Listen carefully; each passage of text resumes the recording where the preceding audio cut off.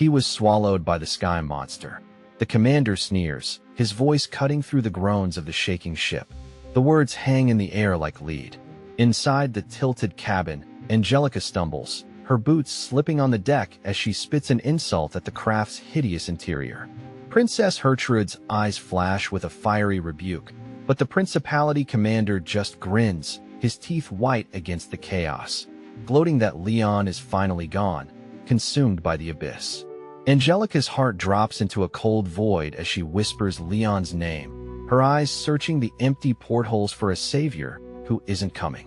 The commander's mockery is relentless, a jagged blade of words claiming Leon died a dog's death for a kingdom that doesn't care.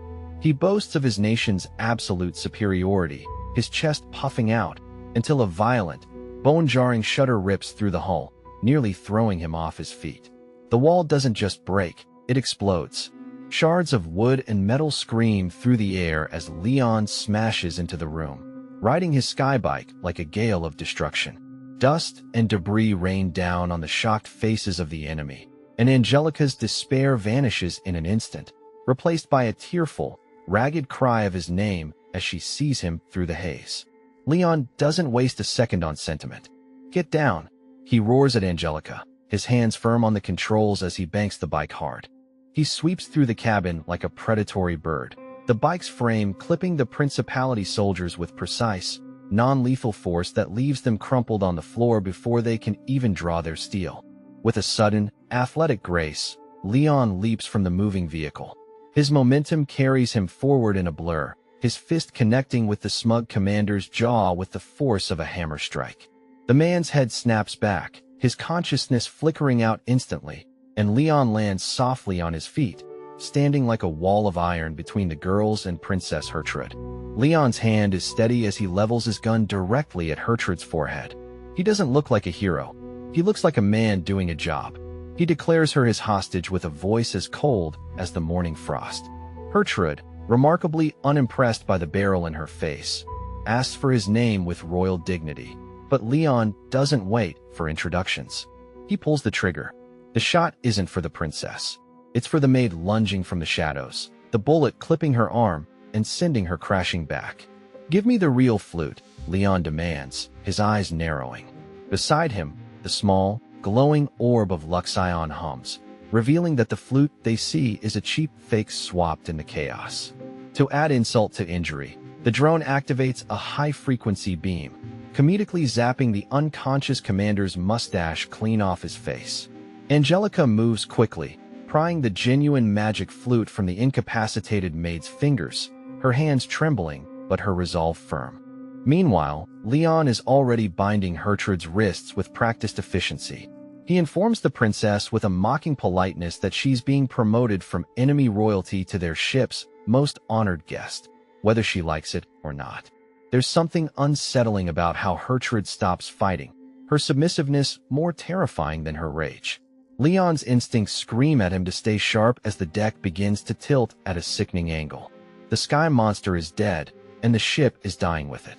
"Retreat, now," he commands, grabbing Angelica's arm as the floor begins to fall away into the clouds. The skybike roars to life, Leon gripping the handlebars while Angelica and the bound princess cling to the frame. He doesn't sneak away. He turns on the loudspeaker, his voice booming over the wind as he hurls insults at the entire enemy fleet. He trades barbs with the outraged pilots, a lone man on a bike laughing in the face of an armada as he dives into the open sky. The wind whips through their hair as they glide toward the safety of their home ship. The tension that held Angelica's body rigid finally snaps, and she leans forward, hugging Leon tightly from behind. Her face is buried in his shoulder, and her voice is a soft, broken whisper of sincere gratitude that Leon, flustered and awkward, barely knows how to handle. They skid onto the deck of their main vessel, but there's no cheering crowd. An exhausted student pilot, his armor dented and smoking, limps toward them with a grim report. The monsters have gone quiet, but the Principality fleet has closed the circle.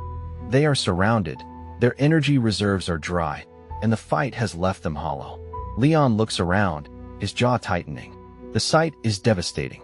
His allies are broken, their gear is nothing but scrap metal, and the enemy fleet is a wall of steel on the horizon. His eyes land on Olivia, who has collapsed nearby. She's shaking, her magic drained to the point of physical agony, her distress radiating through the cold air.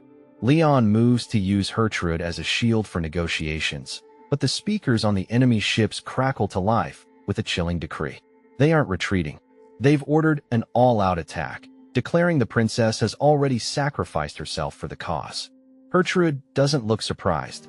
She just stares at the sky, coldly stating that in her world, she is a piece easily replaced. Gertrude steps forward, her presence suddenly heavy with ancient power. She reveals she was merely the bait, the vanguard to test their limits. She drops to her knees on the deck, a glowing magical crest erupting beneath her like a blooming flower of light. She taunts Leon, her eyes mocking his mercy, betting that he doesn't have the stomach to shoot a kneeling girl. The air hums with a sickening frequency as Gertrude explains her plan. By releasing her mental link, every freed monster in the sky will be drawn to this single ship like moths to a flame.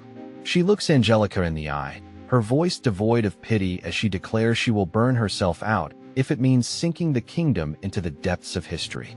Leon's mind races, counting rounds and calculating odds. He checks his ammo count. It's low, dangerously low. He looks at Luxion, the AI orb hovering silently, and prepares to stall for every precious second. He can't let Olivia use her magic again. It would kill her.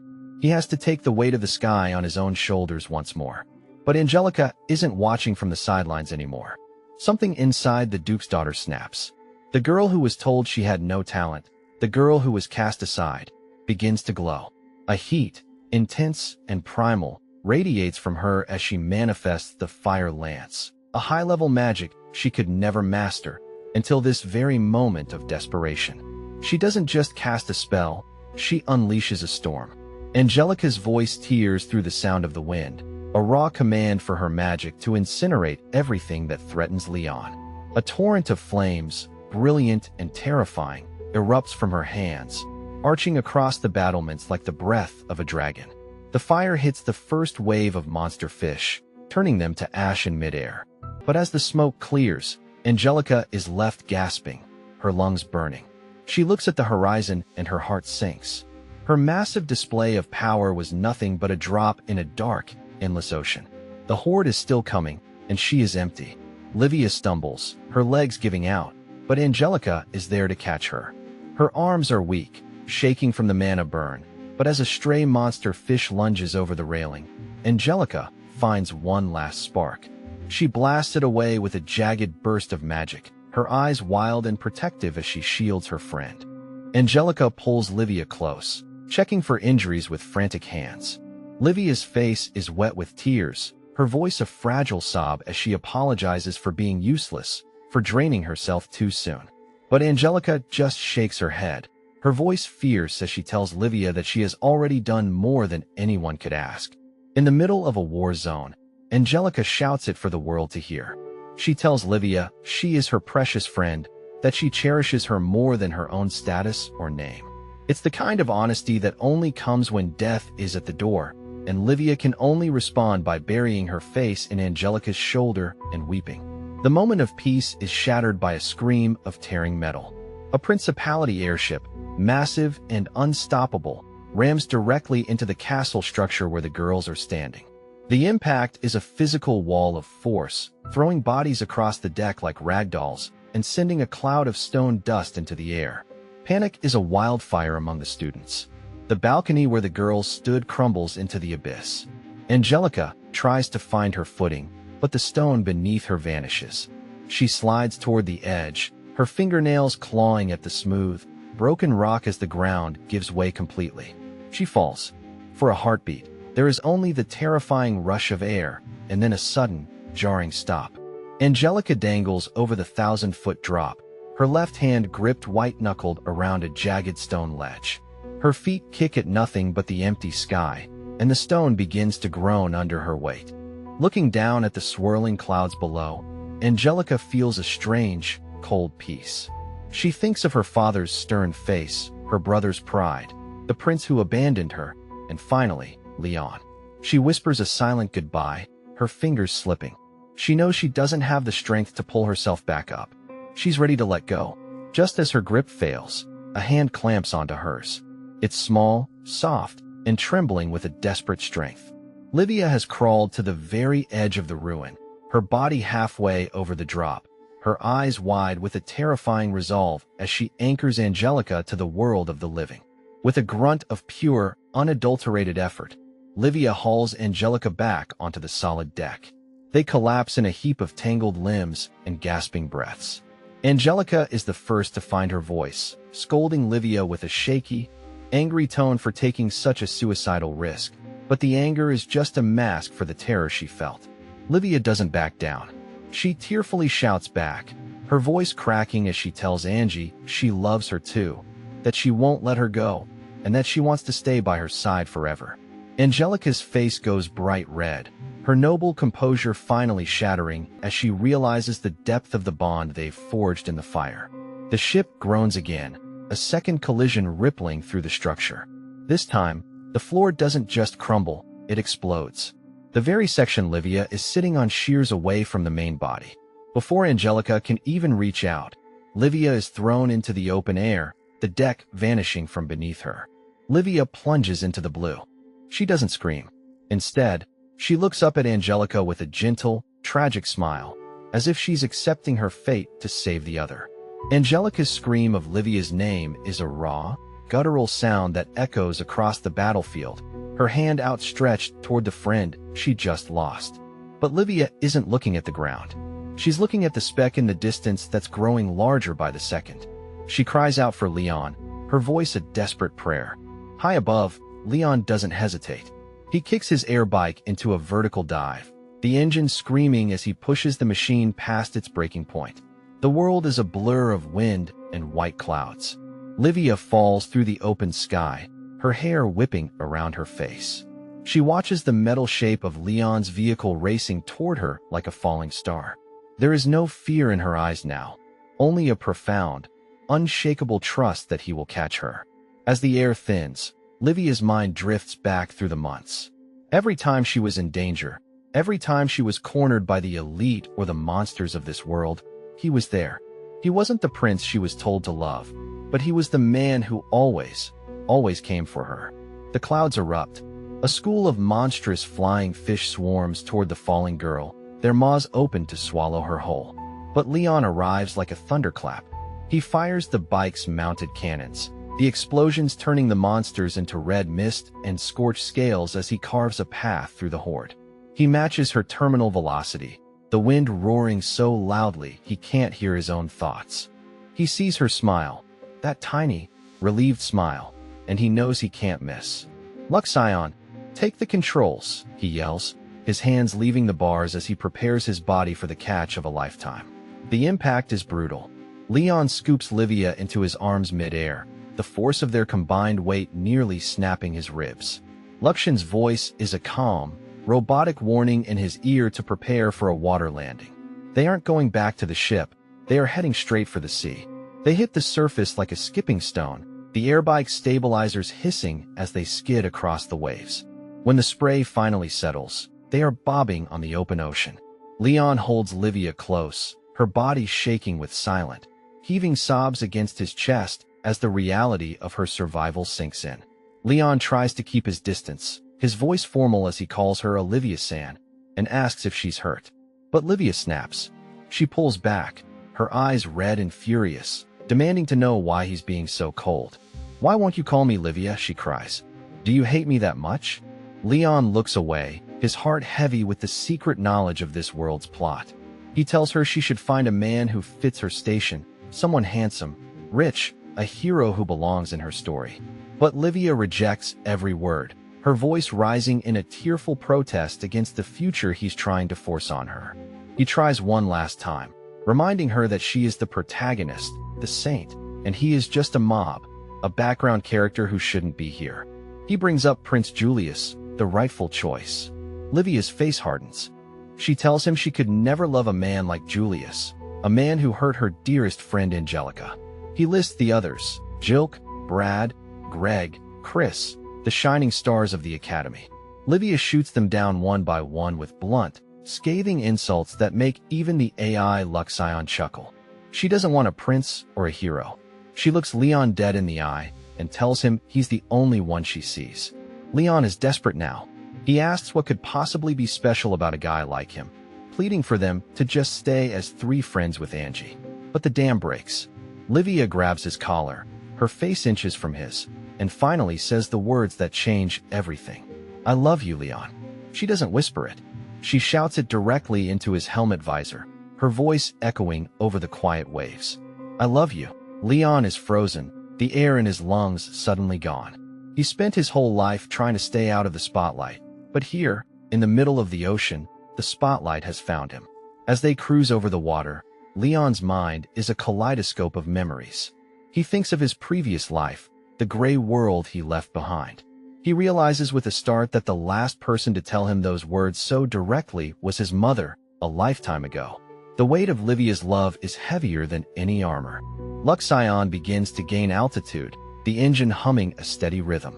Leon finally relents, the tension leaving his shoulders. He calls her Livia, just Livia, and tells her to hold on tight. It's a surrender, a small one, but to Livia, it sounds like the beginning of the world. She smiles through her tears, a radiant, beautiful thing that makes Leon's heart skip a beat. She wraps her arms around his back, squeezing tight. Leon is flustered, his face heating up inside his suit, but for the first time, he doesn't try to push her away. He just flies. Luxion, ever the mood killer, points out that Leon's pressure suit is so thick he can't actually feel the hug, earning a muffled curse from his master. They arrive back at the ship, where a frantic Angelica is waiting. She scolds Livia for the scare, but the relief in her eyes is unmistakable. The 2 girls embrace, their tears mixing as they celebrate being alive. Leon watches them, a small, sad smile on his face.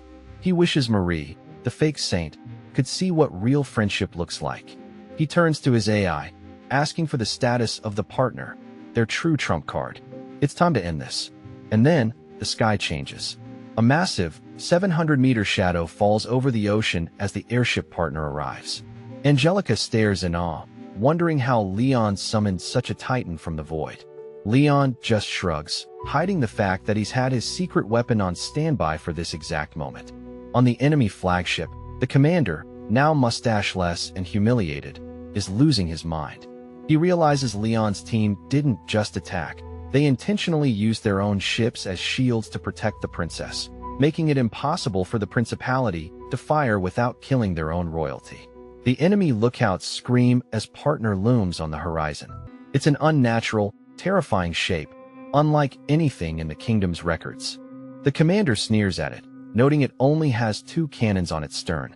He calls it a bluff, an oversized toy that can't possibly stand against a fleet. He orders his ships to sink the newcomer, confident that their magical barriers can withstand anything a 2-cannon ship can throw. But as the first shots from partner ring out, the entire principality fleet is jolted. The shells don't just hit the barriers, they ignore them, striking with a precision that defies logic. The commander watches in frozen horror as his ships are picked off from a range that shouldn't be possible. On the ground, the students of the academy look up in shock as a giant container box drops from the sky, slamming into the earth like a fallen star right in their midst. Greg, his armor battered, asks if Leon can really win this. Leon doesn't look back. He just watches the enemy armors closing in on the horizon. "Watch me," he says. Luxion begins deploying a swarm of drones, a cloud of silver death that begins to systematically dismantle the approaching forces. The container hisses open, steam pouring out as Leon's personal armor, Arrogance, stands revealed. Marie's eyes go wide. She recognizes it instantly, a lost item of immense power. She finally realizes that the mob she's been mocking is the legendary knight who's been the talk of the kingdom. Leon lets out a laugh that sounds more like a villain's than a hero's. He vows to teach the enemy the meaning of fear, his eyes glinting with a dark satisfaction. Angelica and Livia reach out to him, their voices soft as they tell him to come back. They aren't asking for a knight, they're asking for Leon. Greg, refusing to stay behind, begs to fight. His armor is a wreck, held together by spit and prayer, but his pride won't let him sit out. Leon sighs, telling him he can come along as long as he stays out of the way. It's a begrudging respect, the first crack in the wall between them. The crowd of students erupts into cheers as Leon boards Arrogance. He commands Luxion to deploy the primary weapons, the large rifle and the heavy blade from container number 1. The machine hums to life, the vibrations rattling the teeth of everyone standing nearby. Arrogance takes to the sky, its engines leaving a trail of white fire. Leon's voice crackles over the comms, declaring his intent to break the enemy's spirit. Luxion dryly notes that he sounds exactly like the final boss of a game, and Leon doesn't even bother to deny it. Through his binoculars, the Principality commander watches his army burn. His monsters are being shredded by drones, and his armors are being picked off like flies. His subordinates beg for a retreat, their voices shaking with terror, but the commander's pride is a terminal illness. He knows that if he returns after losing the princess and the magic flute, he'll be executed.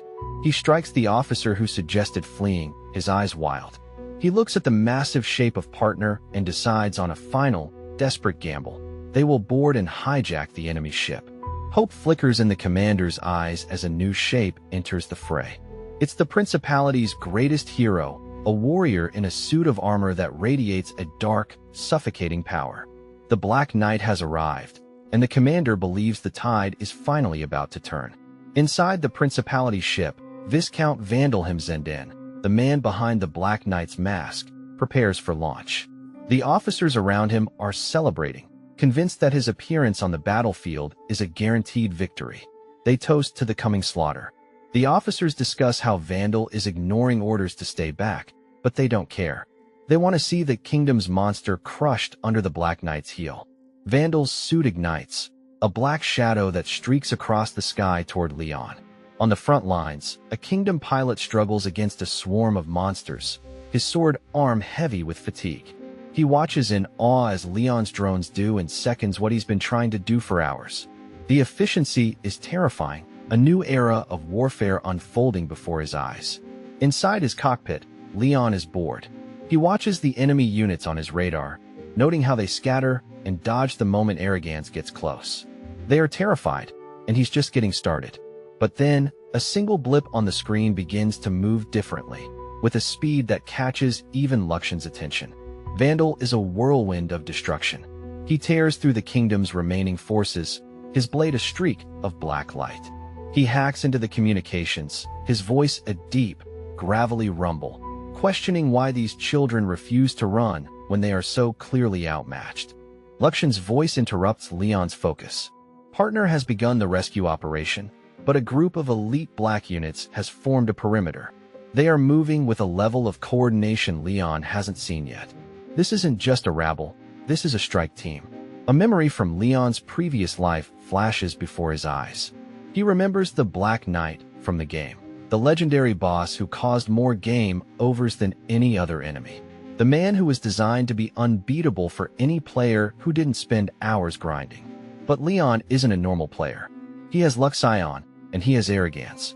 He feels a surge of adrenaline, a cold, sharp excitement. He resolves to take on the Black Knight himself, to prove that even a broken character can't stand against a man with a cheat code. The 5 black units streak through the sky in a perfect V formation. They move with a grace that makes the other pilots look like amateurs. At their center is Vandal, his armor radiating an aura of absolute authority as they close the distance. Leon's breath hitches as he counts them. 5 elites. He's good, but even he knows this is a gamble. On the luxury liner below, the students watch the horizon, wondering why the Principality hasn't surrendered yet.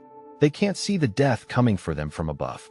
Inside the ship's holding room, Gertrude, Angelica, and Olivia are huddled together. The sound of explosions draws them to the window.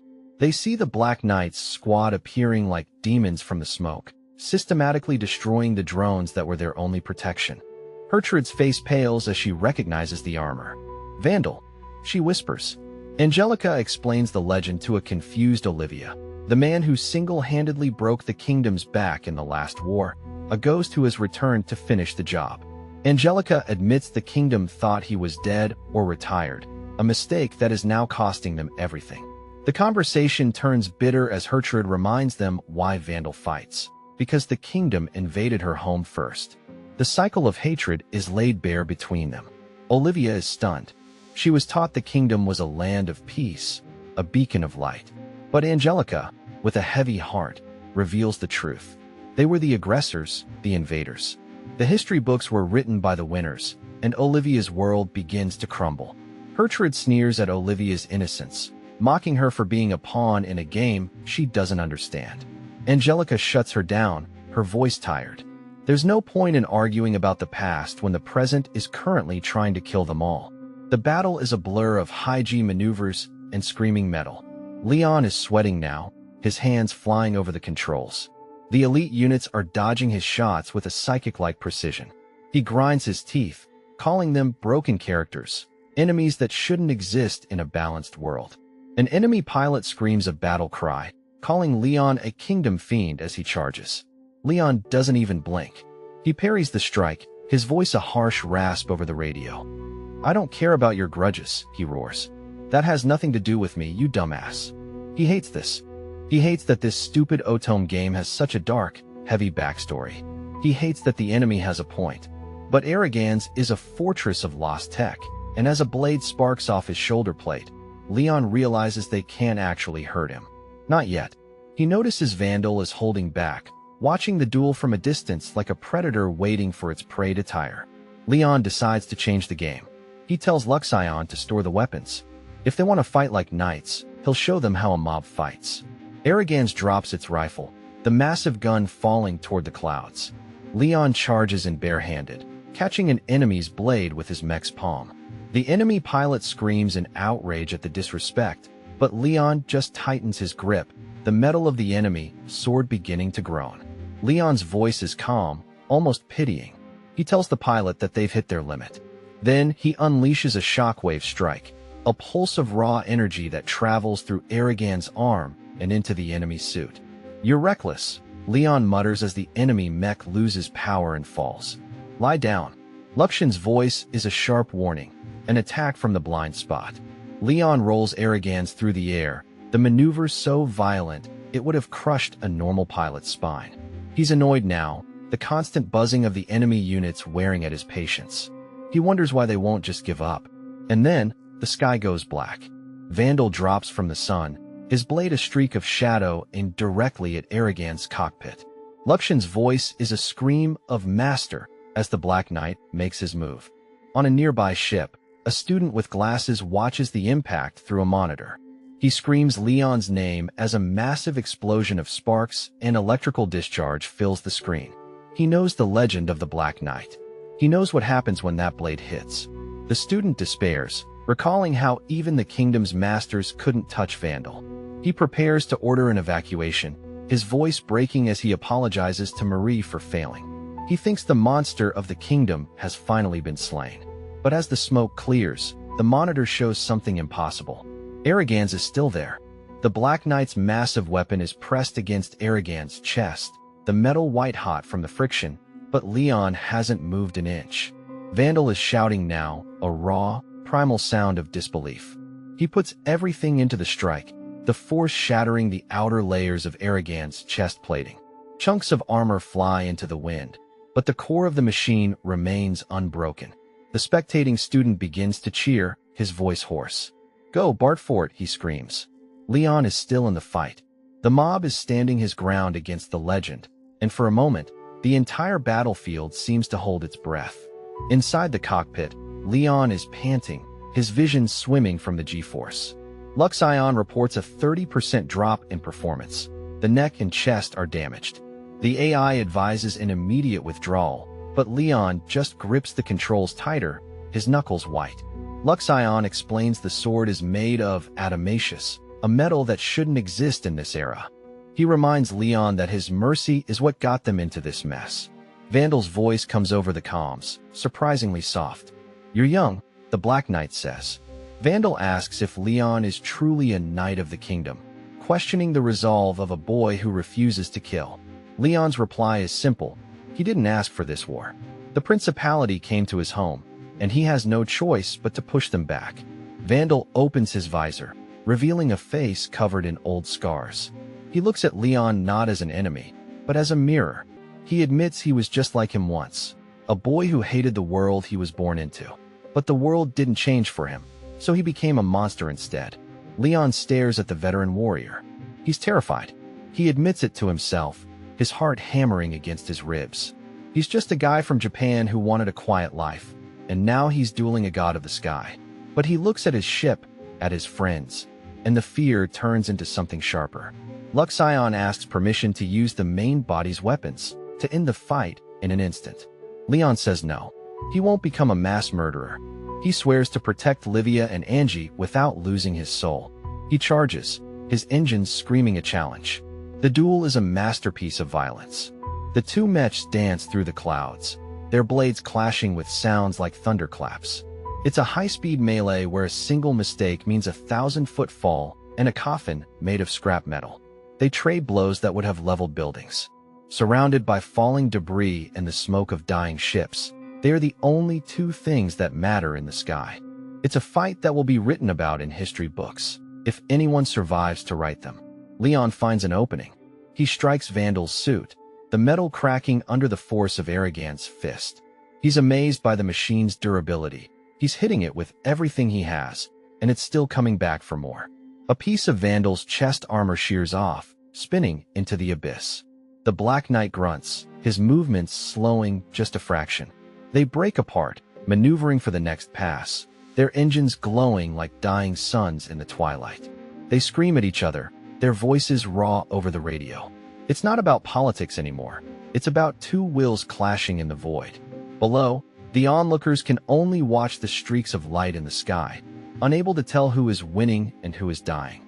Angie, Olivia, and Marie are pressed against the glass of the observation deck. They call out Leon's name, their breath fogging the window. They can see the damage on Aragan's, the way the machine is starting to smoke. The tension is a physical weight in the room. The two mechs disengage one last time. They are both broken, their frames leaking oil and sparks. The sun is setting behind them, casting a long, bloody shadow across the sky. Both pilots are at their limit, their breath coming in ragged, desperate gasps. Vandal makes his final move. He positions himself against the setting sun, using the glare to blind Leon.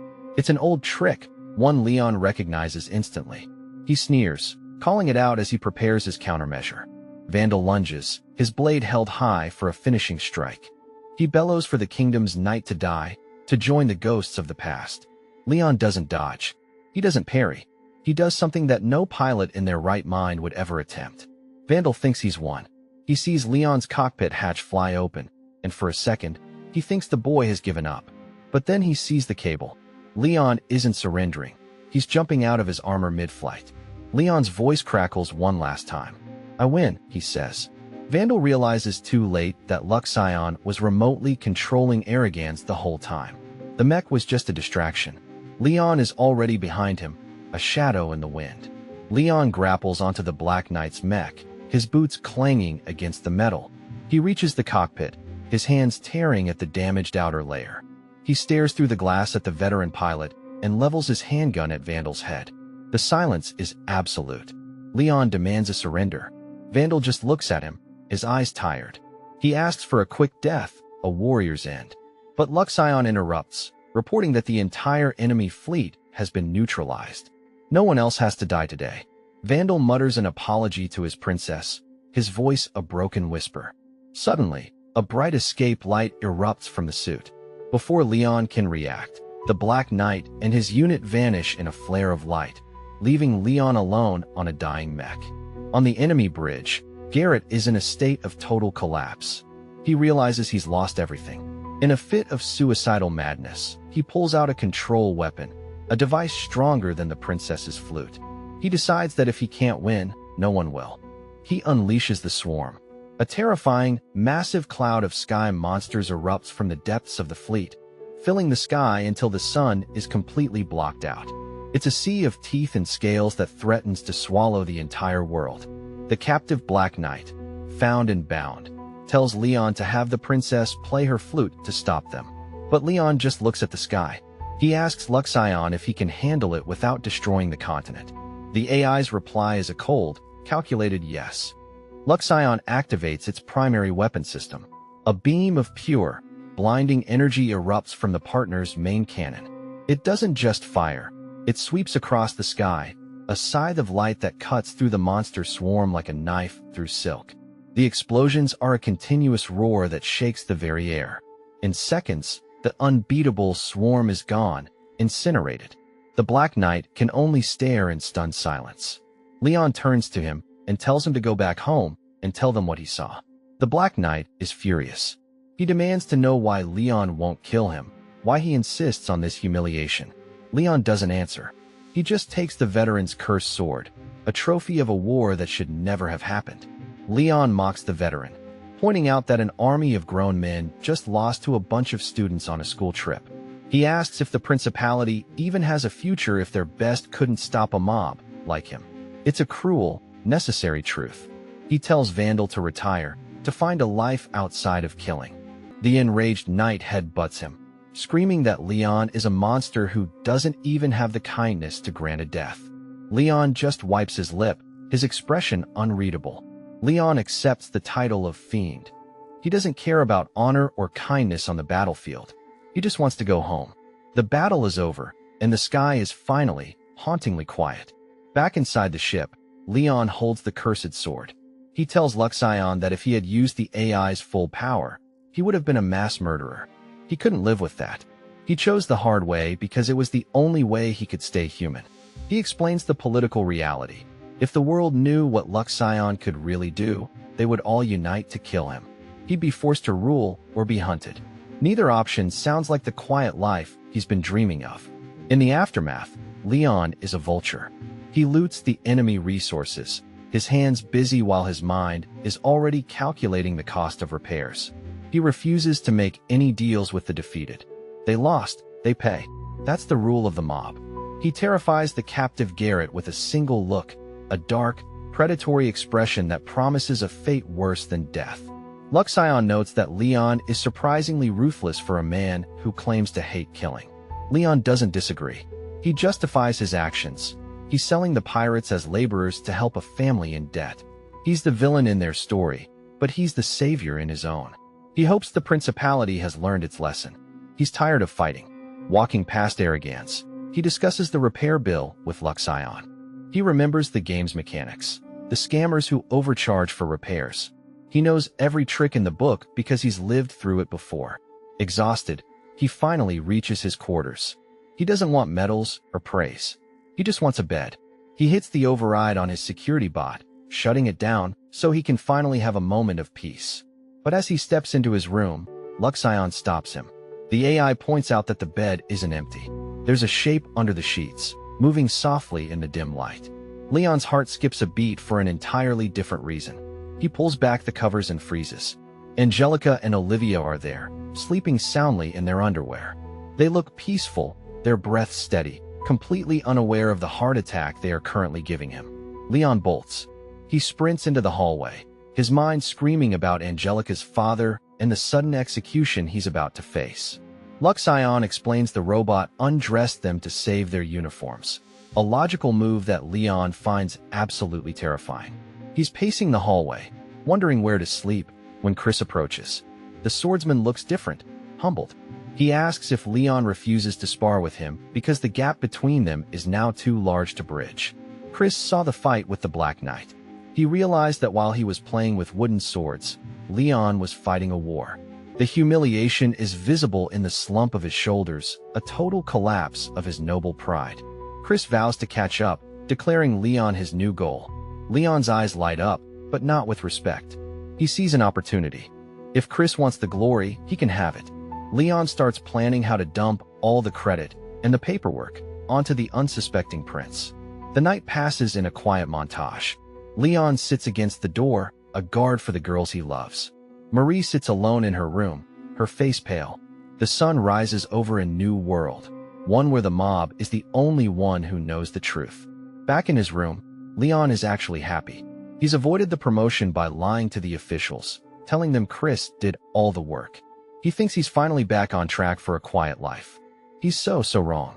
He and Luxion discuss the loot. The cursed sword, the ships, they're all going to the palace as gifts.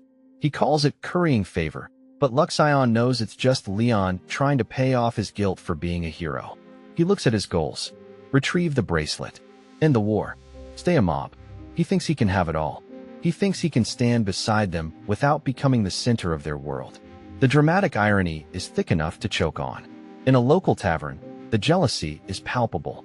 The other male students are staring at Leon, their eyes burning with resentment. He has airships, he has glory, and he has the girls. Leon just sighs, pretending it's all a burden. He turns to them and makes an offer that leaves the room silent. He'll give them the airships. For free. All they have to do is let his family handle the maintenance. The students are stunned, their greed clashing with their suspicion. He sweetens the deal, adding armor units to the mix. He's like a car salesman in a fantasy world, his voice smooth and convincing. He knows exactly what they want, and he's giving it to them on a silver platter. He pretends to walk away, and they scramble to stop him. He's laughing inside. The maintenance fees alone will make his family richer than most dukes. He's not giving away gifts. He's building an empire of debt. He explains the long-term plan to Luxion. By tying them to his factories, he ensures they can never betray him. It's a brilliant, cold-blooded maneuver that disguises itself as a generous gift. The mob is a master of the long game. The students sign the contracts with shaking hands, thinking they've won. Leon watches them, his smile a little too wide. He's trapped them all, and they're thanking him for it. It's the ultimate victory for a background character. He sits down for tea with Livia and Angie, the picture of a perfect friend. He's thinking about how they'll be together forever, but the look in his eyes is just a little too intense. He's a villain playing the part of a friend, and he's loving every second of it. He asks Angie for a recommendation to a sweet shop, and she shoots him down with a smirk.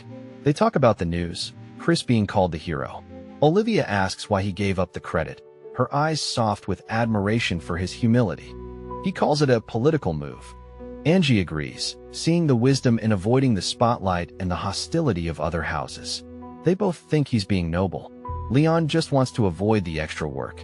The gap between their perception and his reality is hilarious. Luxion arrives, and Angelica gives the drone a nickname, Luxka. The AI goes silent, its logic circuits probably melting from the sheer cuteness of the interaction. Leon just watches them, feeling like he's finally found his place. He defends the 5 fallen nobles, saying they aren't all bad. Angie disagrees, blaming Marie for their downfall. Luxion reports they are currently in a storehouse, building something secret. Leon's peace is about to be shattered again. The scene shifts to the storehouse, where the air is thick with the smell of oil and desperation. The 5 boys are standing before a giant, tarp-covered shape, their eyes gleaming with a renewed, delusional purpose. Angelica's brother, Gilbert, enters the room. He's a man of cold logic, and he tells Angie to stay out of Leon's business. He's noticed the maintenance factory. He knows Leon is more dangerous than he looks. Gilbert criticizes the kingdom for its complacency. He sees the storm coming from the principality, and he sees Leon as the only one preparing for it. He respects the dungeon training, the diligence. He sees a peer, not a mob. He lays out the political board. The princess, the hostile marquis, the fallen earl's daughter. It's a mess of shifting loyalties and old grudges. Leon is the wild card that everyone is trying to control. He questions Angie's friendship with Olivia, the commoner. When she defends it with a sharp tongue, Gilbert just shrugs. He tells her to do as she pleases, but his voice is like ice. He knows the world won't let them stay friends for long. He warns her that she'll have to protect Olivia herself. He tells her to reselect her allies, hinting that the Redgrave house might not be enough to shield them from what's coming. Angelica is left alone, the weight of her name suddenly very heavy. Gilbert's final question is about Leon's marriage. He's worried about losing such a powerful ally to another faction. He sees Leon as a prize, a weapon to be claimed. The idea of Leon as a person doesn't even cross his mind. He despairs that the academy girls hate Leon. He's about to be promoted to a high rank, and he's the most eligible bachelor in the kingdom who no one wants to touch. It's a tragedy of Leon's own making. Marie arrives at the storehouse. Julius and the boys are practically vibrating with excitement. They tell her they have a surprise, a gift that will prove their love and their worth once and for all. Marie and her elf slave Kyle look at the giant sheeted object. She's confused, her mind already racing with the cost of whatever is hidden underneath. She's learned the hard way that the boys' love usually comes with a massive price tag. The boys talk about their tireless work, their shared vision. Marie plays the part of the grateful saint, her eyes sparkling, but her heart is sinking. She knows this isn't going to be jewelry. Julius pulls the sheet. It's a mecha, a giant, mismatched monster of an armor built from the parts of their broken machines. They call it a symbol of their feelings. Marie is speechless, her face pale with horror. They declare their plan to challenge Leon again. They want revenge for their pride. Marie is thinking about the money, the thousands of jia it must have cost to assemble this junk heap. She's screaming internally. Julius explains they used their reward money. He brushes off her concerns, telling her that her happiness is the only thing that matters. He's so sincere it's nauseating. Marie is watching her fortune vanish in real time. Jilk drops the bomb. They spent 500,000 jia on a cheap armor producer. Marie's soul practically leaves her body. That's 50 million yen in her old world's currency, spent on trash. She despairs. She's managed these funds with her blood and sweat, and they've thrown it away on a grudge. Julius thinks she's crying tears of joy. He hugs her, telling her he'll do anything for her. It's a comedy of errors where the punchline is bankruptcy. The boys pledge to defeat Leon. They leave her standing in the corridor, a dazed, broken woman. She came here to be the protagonist, but she's being dragged down by the very men she was supposed to capture. Leon gets the challenge. He's actually considering throwing the match. He thinks if he loses, the boys will take Livia back and the plot will return to normal. He discusses it with Luxion, his voice hopeful. He thinks Marie won't interfere. He thinks she knows Livia has to be the saint to save the world. He's giving her too much credit, assuming she's as logical as he is. He doesn't realize she's just as desperate. He decides he'll only lose if Angelica isn't angry. Her feelings are the only variable he cares about now. He's starting to value her more than the correct plot of the game. The mob is developing a heart. At the arena, Angie assures Livia that Leon has a plan. She knows him better than anyone now. She trusts his reasoning, even if it means seeing him lose. They sit in the stands, the tension thick in the air. Leon walks out. The crowd is a sea of hate. They scream profanities, hurl insults. Leon just waves, a cheerful grin on his face. He loves being the villain. It's the only role where people are honest with him. Angelica watches him, her voice soft as she notes he's both the most hated and the most talented knight in history. Below, Greg is waiting in the mismatched armor. He's the chosen champion for this farce. Julius and the others cheer for Greg. They think this is a battle for honor. The crowd is behind them, wanting to see the upstart Bartford humbled. The atmosphere is electric, a mob waiting for execution. Inside Arrogance, Leon is bored. He's talking to Luxion about how to make the loss look convincing. He wants to give them a good show before he takes the fall. He's a director in a play no one else knows they're in. The duel starts. Greg charges, his strikes heavy and clumsy. Leon parries them easily, his mind elsewhere. He's waiting for the right moment to slip and let Greg take the win. It should be easy. But Greg has grown. He's dual-wielding, his technique more aggressive than before.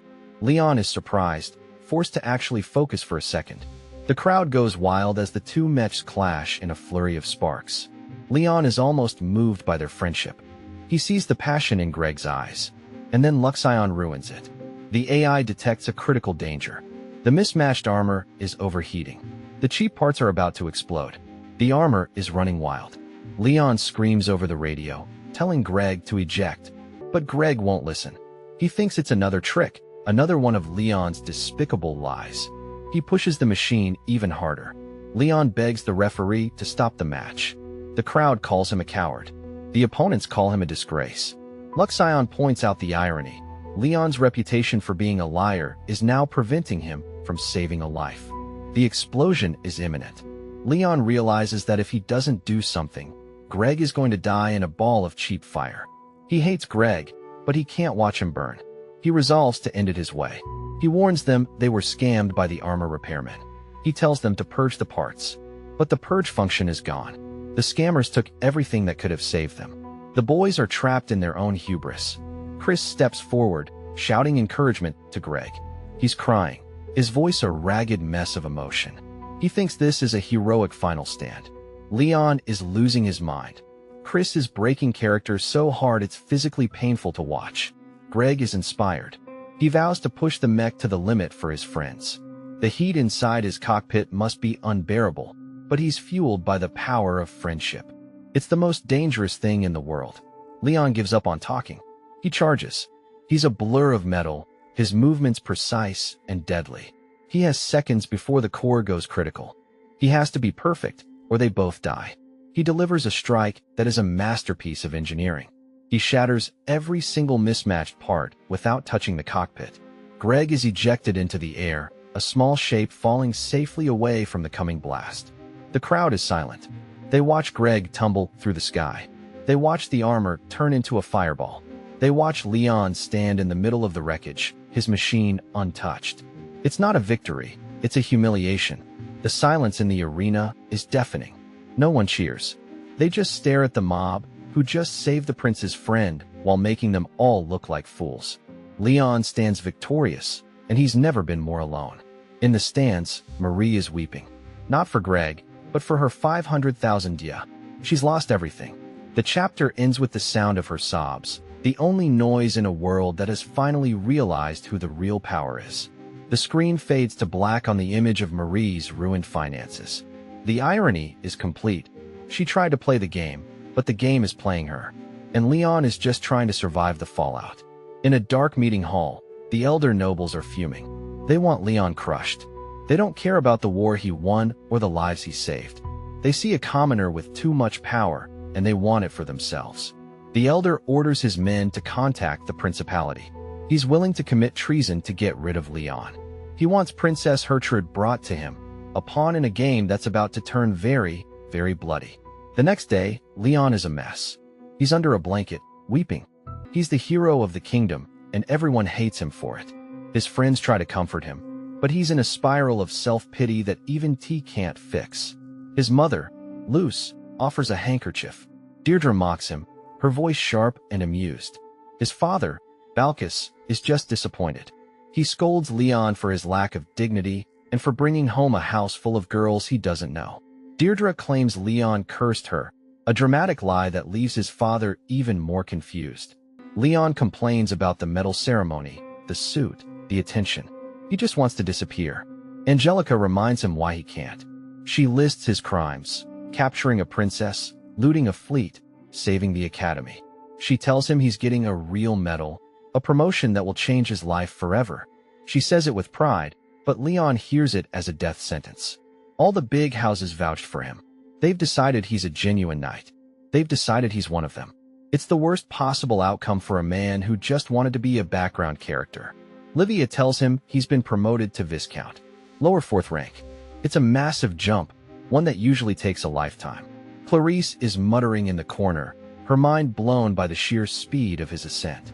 Leon enters total denial. He convinces himself he's dreaming. He imagines waking up in a world where he's just a student with a team mentor. He's a man who has lost his grip on reality because the reality is too good. He fantasizes about Japanese food and a simple life.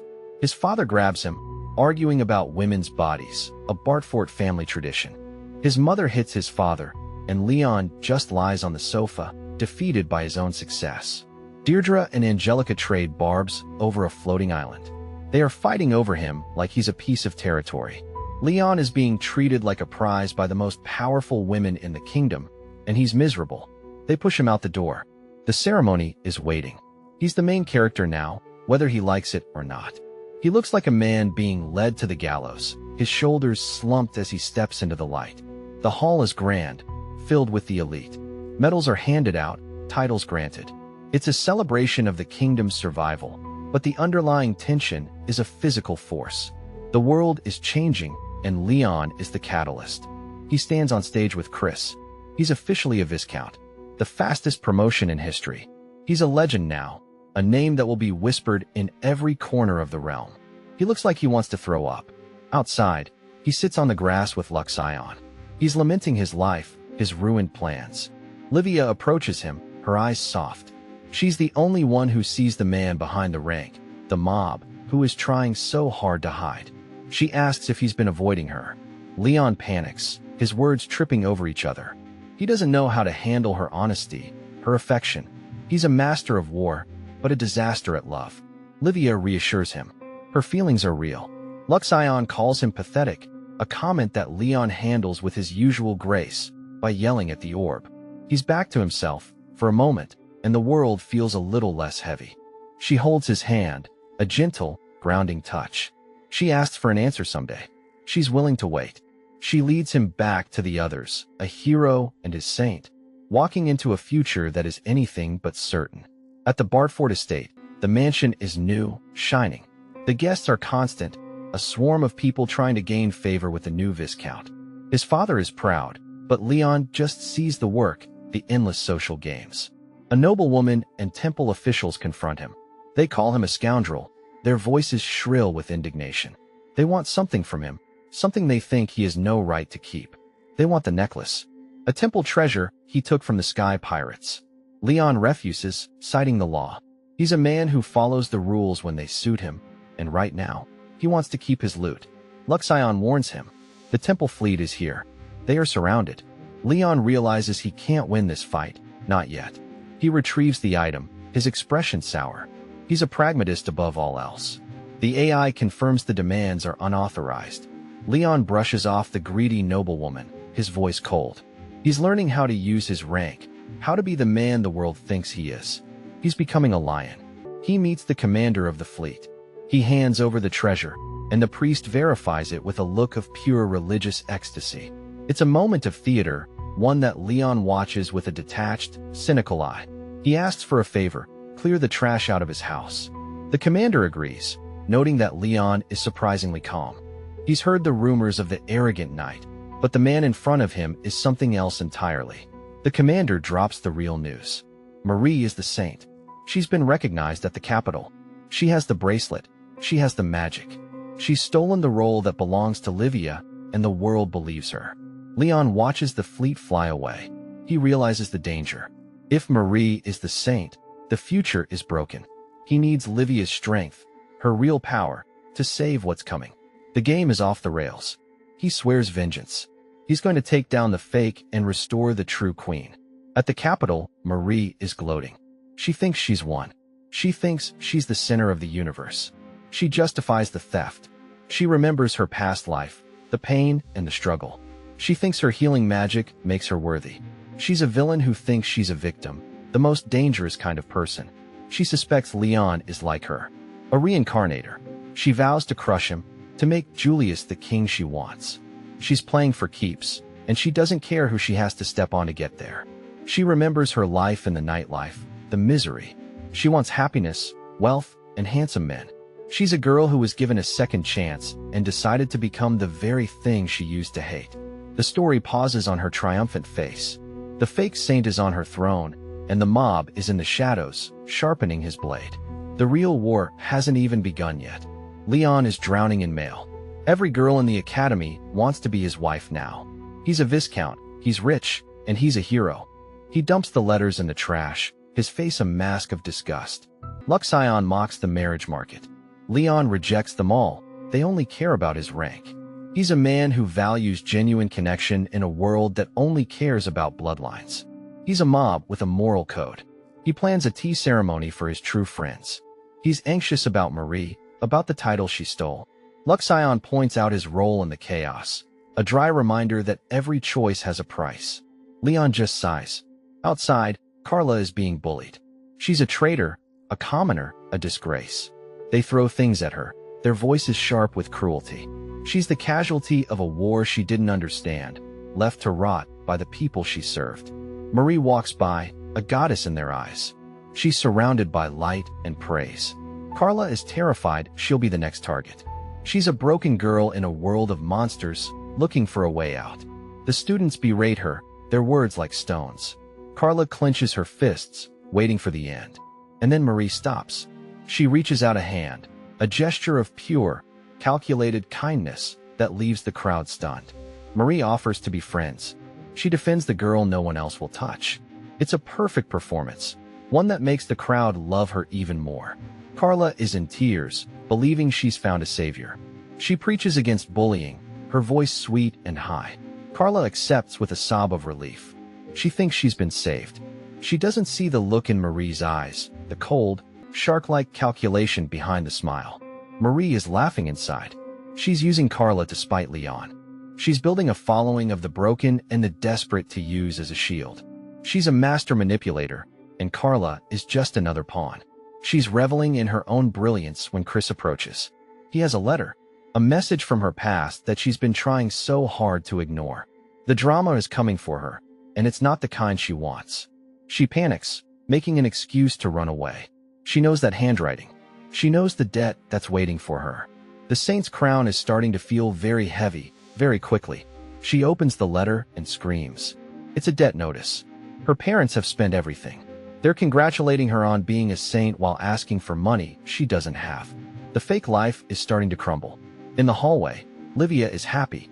She's learning to ride horses, spending time with Angie. Leon is tired, rejecting invitations, trying to stay in the background. They are an island of peace in a sea of madness. Livia calls him a hero. She mentions the tea rumors.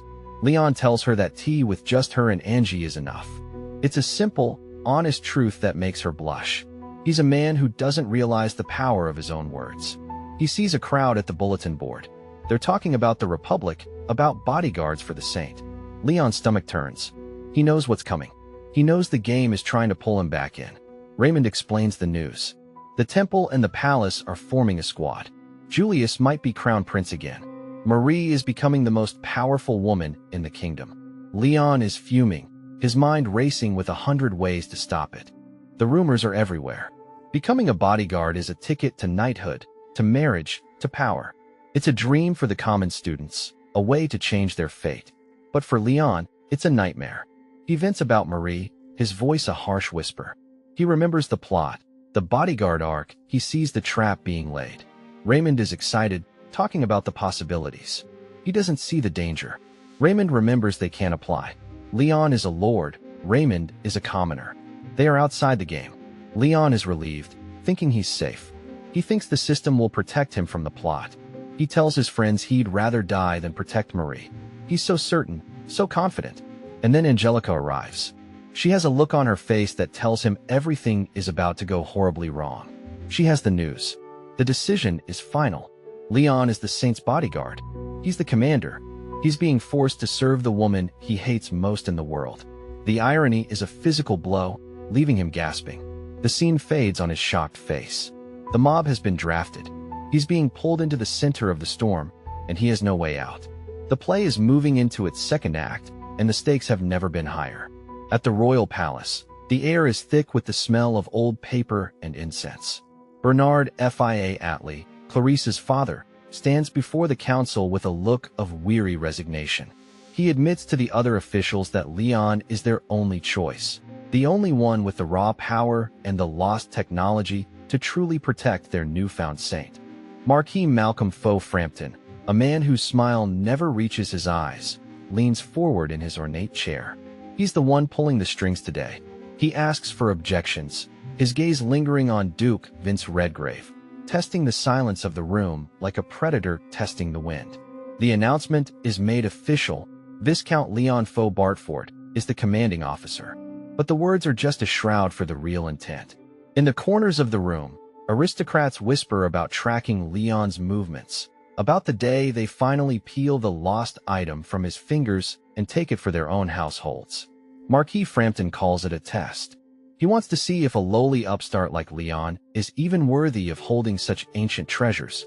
It's a classic move, frame a theft as an evaluation, making Leon's very existence a trial he's doomed to fail.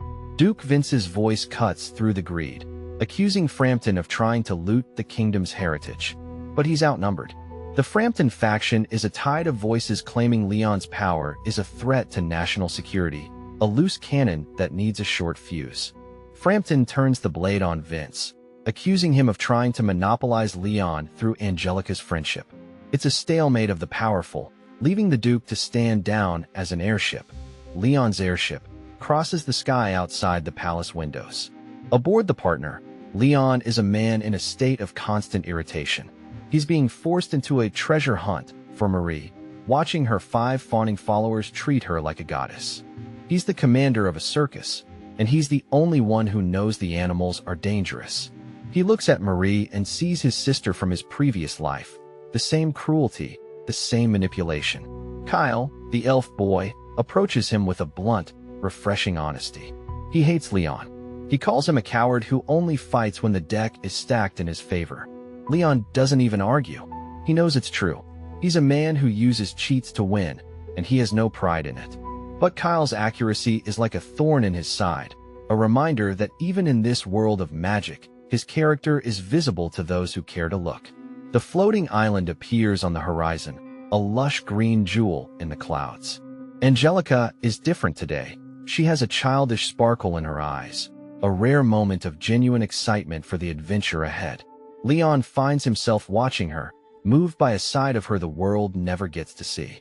Olivia is right beside her, her mind already on the ruins, the history, the secrets buried in the stone. Angelica thanks Leon, her voice sincere. She's happy. For a moment, the mission feels like more than a chore. It feels like a memory in the making. Marie breaks the mood, barking orders for a landing. She's desperate for gold to pay her parents' debts, her saintly mask slipping in her greed. Leon glares at her, the air around him turning cold, and she flinches. He reminds her, and everyone else, that this is his ship. He is the master here. On the deck, the tension between the two saint candidates is a physical force. Marie asks Angelica what she did to her, but Angelica just scoffs. She didn't do anything. She just spoke the truth. The crew prepares the gangplank, the ground rushing up to meet them.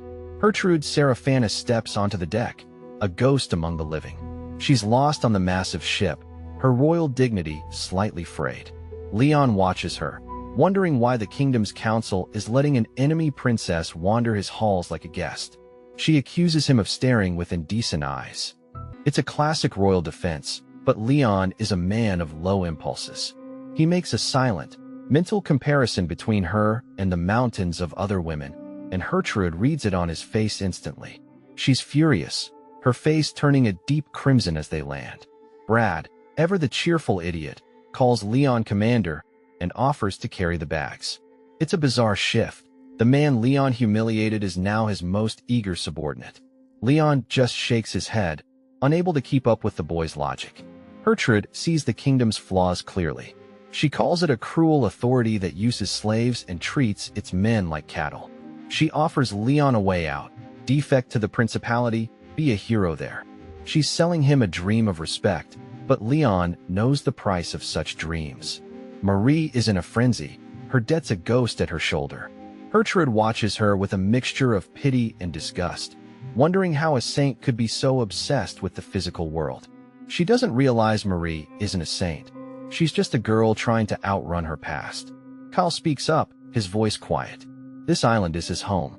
He offers to lead them to his village, but there's a shadow in his eyes. He's returning to a place that sold him, a place that remembers him only as a mixed mistake. They walk through the forest, the air thick with the scent of pine and magic. Livia notices Kyle's silence, the way he flinches at the familiar sights. Marie is chatterboxing about gifts, oblivious to the wound she's walking into. Luxion fills Leon's ear with data. Elves have long lives, powerful magic, and a deep-seated arrogance. Leon prepares himself for another group of people who think they're better than him. Kyle announces their arrival, and the forest opens up. The village is beautiful, filled with elves who look like they stepped out of a painting. They are well-toned, graceful, and utterly cold. They look at the humans with a detached, ancient judgment that makes Leon's skin crawl. Marie is swooning over the handsome men, her saint duties forgotten in a heartbeat. Jilp tries to explain their magic-based beauty standards, but Kyle shuts him down. He's here for business, not a tour.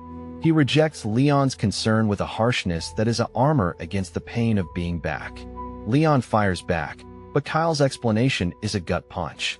Elves view human servitude as a temp job, a few decades away from home. They don't see the chains, they see a paycheck. The cultural gap is a canyon between them, until a woman's voice breaks the air. A youthful elf woman approaches, her face a mirror of Kyle's. He introduces her as Ymiria, his mother. The group is in shock. She looks like his sister, a testament to the elven longevity that makes human history look like a blink of an eye. Kyle is a wall of ice to his mother. He tells her he's Marie's slave, his voice flat. Greg, the Knight of Honor, is outraged by the disrespect, but Marie tells him to stand down. She sees the tragedy even if she doesn't understand it. Yumiria blames herself. Her voice is soft, broken sound. She calls herself a misfit, a word that Leon recognizes from his own life. He sees the way the other elves look at her, the same way the nobles look at him. He starts to pay attention. Leon meets the village chief. He wants permission for the ruins, but the chief is a wall of tradition. He warns Leon about the sacred ground, the stubborn elder, and the demon lord's wrath. It's the usual religious gatekeeping, but there's a real fear in his eyes. The elder's divination is weakening, the chief admits. He tells Leon to give up. Leon wonders if the game's plot is shifting, if the treasure is still where he remembers it. But before he can decide, the door is kicked open by a scream. A female elf bursts in, terrified. She's struck down instantly by the chief, a violent kick to the ribs that sends her sprawling. The chief calls it discipline, a lesson in etiquette. Leon's hand is on his gun before he even thinks about it. He physically stops the man, his eyes burning with a cold, protective rage. The chief defends it as elf etiquette. Leon finds it repulsive. Outside, a crowd is gathering, their faces grim. The hooded priestess and the elder appear, their presence silencing the village. They speak of the demon lord, of a prophecy that is finally coming true. Luxion and Leon debate the nature of divination. Is it magic or just high-level calculation? The elder warns of the antique demon lord, a name that doesn't exist in the Otome game. Leon is worried. When the game changes, people die. Marie interrupts the solemn moment with a loud, greedy demand for the ruins. The priestess looks at her, her eyes narrowing. She asks if Marie is the saint. When Marie confirms it with a smug grin, the priestess grants permission. The prophecy says the saint brings the demon lord. Marie is thrilled. Leon is horrified. Leon views Marie as the real final boss. He doubts the elder's power. If she were a real seer, she'd know Marie is a fake. He and Luxion wonder if Demon Lord is just a title for Prince Julius, given his recent behavior. The priestess continues her sermon, the atmosphere heavy with dread. They reach the ruins, a crumbling skeleton of stone and vines. There is no gold, no jewels. Brad and Angie are disappointed, but Livia is a child in a candy store. She finds an ancient rifle, her eyes shining with the thrill of discovery. She shows it to Leon, a piece of the past that still has teeth. Julius is talking about the thrill of the hunt, while Louise and Leon discuss the principality's claims. Louise admits her admiration for adventurers, her cute side peeking through the noble mask. Marie is on the floor, weeping over the lack of treasure. It's a comedy of errors until the ground starts to feel wrong. The village chief is uncomfortable, his eyes darting to the shadows. Leon remembers the game. The entrance is here, hidden by a trick of the light. Marie is panicking about her debts, her desperation reaching a fever pitch. She runs deeper into the dark. Julius tries to follow, but Leon stops him. He orders the others back, his voice a commander's snap. He wants to be alone with Marie. He wants to finally confront the girl who is playing with the world's fate. Livia asks him to stay safe. Leon's heart softens for a second, but then he's gone. He finds Marie in a chamber of dust and shadows. He doesn't offer a hand. He cocks his rifle and points it at her head. "Don't move," he says, his voice a jagged blade. He confronts her about the saint title, about Livia. He asks the question that's been burning in his mind for months. "Are you a reincarnator?" Marie freezes. The mask falls. She confirms it. They are two ghosts in a world of living people, finally seeing each other for what they are. He interrogates her about the game, about the coming war. Marie insists she's the saint because the items recognized her. She's confused by Leon's anger, by his insistence that she's a fake.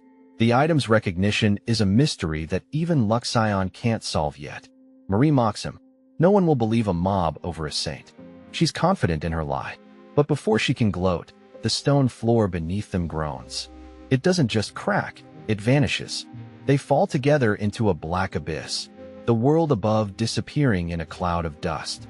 As they plummet, Leon's mind is pulled back to a gray hospital room, to his little sister asking for a piggyback ride.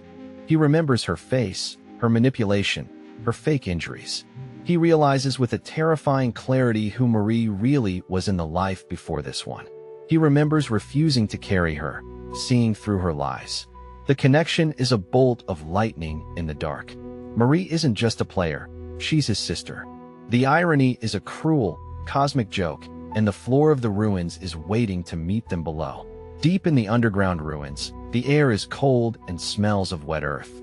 Marie is fine, her body cushioned by a miracle of physics. But Luxion is already on high alert. The ceiling is crawling with shadows, unidentified creatures that shouldn't be here, moving with a clicking, predatory rhythm. Leon fires his rifle, the muzzle flash illuminating the nightmare above. These things don't vanish like monsters, they bleed and die like animals. He's frustrated, his hands shaking slightly from the fall. This wasn't in the game. The script is gone. Marie wakes up and starts screaming. She's useless, her saintly aura replaced by a terrified girl's shrill cries. Leon tells her to shut up, his voice a harsh rasp. He's not here to protect her, he's here to survive her. He misses Livia and Angie, the only things that keep him sane in this madness. Luxion tells Marie to heal herself. She vents her anger internally, hating Leon's coldness. Above ground, the rest of the group is frantic. They find the hole, the ropes ready, their voices lost in the depth. The rescue is coming, but they are already miles below. The village chief arrives, his face a mask of panic. He tells them to leave, to return to the village. He's hiding something, a secret so dark he's willing to let the saint die to keep it buried. Angelica isn't buying it. She sees the lie in his eyes. Leon and Marie walk deeper into the dark. He recognizes the layout. It's a lab, a tomb of ancient science. He berates Marie for her slow pace, calling her a fake compared to Livia's light. The siblings are fighting even in their second lives, the old grudges still fresh. Marie defends her reverse harem, her right to be happy. Leon calls her the worst person he's ever known. She sabotaged his life then, and she's doing it again now. Luxion reminds Leon that he's no saint either. He took the AI from Livia, the rightful owner. Leon flinches at the truth. They are both villains in a way, two parasites on a world they don't belong to. He shifts the talk to the final boss, to the magic flute held by the kingdom. He's looking for a way to fix the mess they've made. They enter a hidden chamber, and the air goes still. It's a forest of glass. Fluid-filled pods house bioengineered monsters, their eyes closed in a dream of slaughter. It's a factory of nightmares, and the elves are the ones running it. Armed elves surround them, led by a scientist whose eyes are bright with a mad, racial superiority. Leon realizes the truth. The elves didn't find these monsters, they made them. They aren't nature's children, they are nature's perversion. The scientist claims ancient elves created humanity as a slave race. He wants to reclaim the world, to sink the continents and rule the waves. Marie is panicking. This wasn't in the game. It's a hidden lore that is finally being revealed, and it's a death sentence for humanity. Luxion steps forward, the small orb glowing with a cold, superior light. He refutes every word. He has the data, the records of the immigrant ships. He reveals the ultimate humiliation. The humans created the elves as lab rats, not the other way around. The facility AI awakens on the monitors, its voice a digital ghost. It confirms Luxion's words. The elves are feral descendants of biological subjects, a drop in quality from the original design. The scientist's worldview is shattered, his face turning a deep, murderous purple. He orders their disposal. Frame the monsters. Hide the truth. The pods begin to hiss open. Grotesque, mutated things slide out into the lab, their claws scraping against the cold floor. Leon stays calm, his hand on his rifle. He's seen worse. The facility AI declares a state of emergency. It doesn't care about the elves, it cares about the breach. Massive Gatling guns deploy from the walls, a symphony of ancient steel. The mutated monster is shredded in a heartbeat, a rain of lead that leaves nothing but red mist. Marie is screaming as the guns turn on the elves.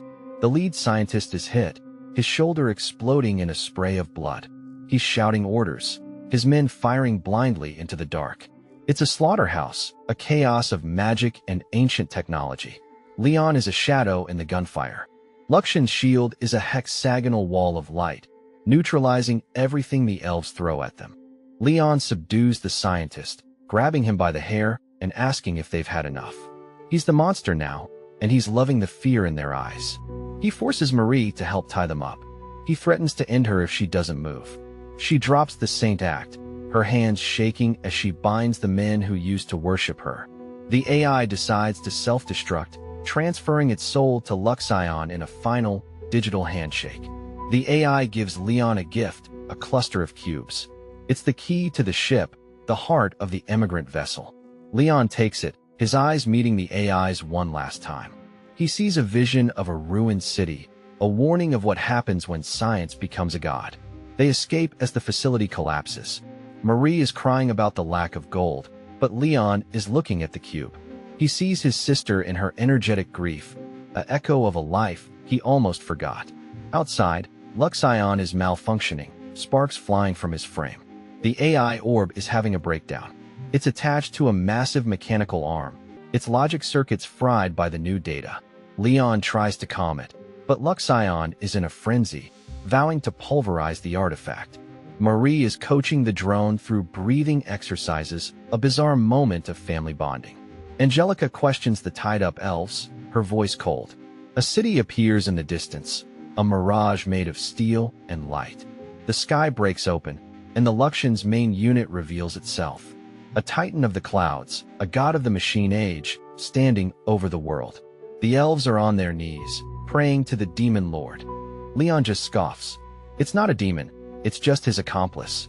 He's the man with the biggest gun in the world, and he's finally ready to use it. The mob is moving into the final phase of the game. Gertrude offers him a favor, a recruitment to the principality. She calls the kingdom a cruel authority, a lie he almost believes. Leon looks at his friends, at the people he's sworn to protect. He rejects her. He won't leave them behind, not for all the gold in the world. The elves have changed their tune. They prostrate themselves before Leon, begging for mercy. He's the demon lord now, a name he accepts with a cynical grin. He's invited to the chief's residence, a guest of honor in a village that wanted him dead an hour ago.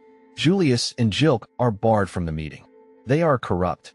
Leon finds it hilarious, the prince rejected by the very people he tried to save.